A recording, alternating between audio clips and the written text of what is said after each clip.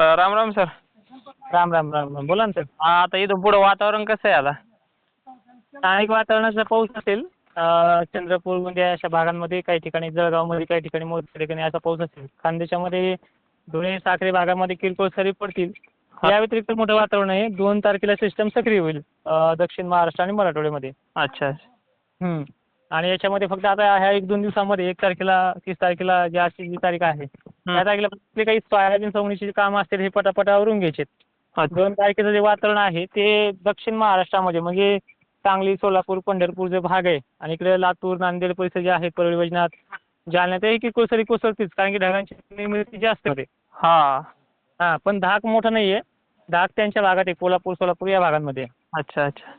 हं. आणि 5-6 पासून तो पुढे पाऊस सक्रिय होईल आला. तो पाऊस चांगलाच आहे. पण पहिले इतकी त्याची व्याप्ती मॉडेलनुसार तरी सध्या नाहीये. असं आहे का? हं. म्हणजे आता नवरात्रामध्ये वापसी आहे का पावसाची? नवरात्र झाल्याच्या नंतर त्याची वापसी होणार आहे दसऱ्याच्या नंतर. म्हणजे 15 तारखेच्या पुढे तो आकार घेणार आहे पाऊस. अच्छा अच्छा. तोपर्यंत हं. तरी आहे का?